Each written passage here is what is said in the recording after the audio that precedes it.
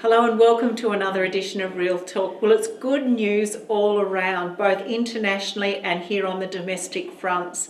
So let's talk internationally first. Both the UK and the US are talking about increasing interest rates, and that is a sign of growth. Once you come out of the doldrums and you start to see a spur on in the economy, the next thing to happen is interest rates increase. So the US is talking about going early next year and the UK is talking about going now. And it's great news for the UK because they've had this tumultuous time with to Brexit or not to Brexit, and now that it's on foot, there's been a lot of concerns and a lot of people almost capitulating on their original views. So to see that they've had growth in the market is really exciting. I know I've been doing a lot of research on the London market lately, and I find it fascinating. I tell you something I am watching at the moment, it's just an interesting aside, is roof space.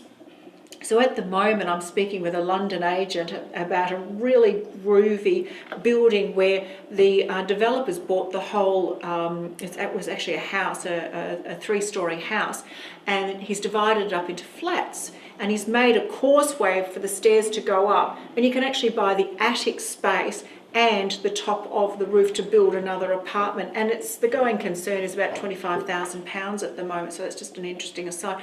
But I love to see how markets become creative when there's overcrowding and obviously still the initiative going there. But on the local front, there's a lot of talk that interest rates have plateaued now, and I'm really pleased to hear that, because what you're finding is that we've had this terrible time of trying to quash the interest of investors by increasing interest rates, and obviously trying to spur on first home buyers to get into the market. So it's really nice to see that the analysts and everyone's talking about a flat interest rate market here in Australia. On to growth. Well, hasn't it been interesting? You've got to be careful who you listen to, because everybody's been saying the Sydney market is slowing or it's stalled. Not the case, according to SQM research.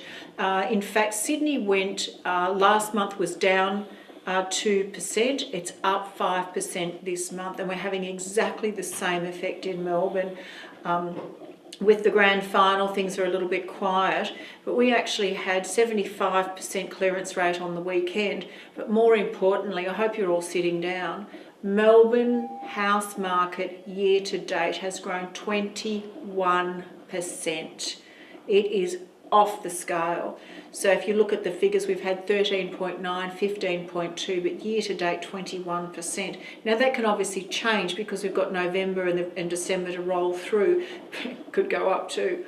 The unit market, for those of you who are worried about investing in apartments, 12.7% growth year to date. It's really very, very strong. And I've been predicting for quite some time now that those that can't get into the house market, the average townhouse now is 750 to 850,000, and that's just for something quite modest. If you want something executive or elite, you're up in the 1.3, 1.5 market in most suburbs these days. So the market continues to grow. People that can't, that having affordability factor issues, are opting into the apartment market.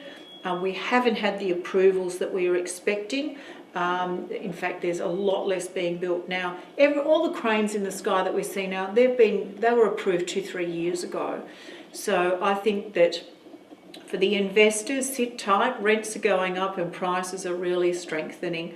So it's good news all round, and watch the stock market because I think it's going really well at the moment as well. Thank you for listening.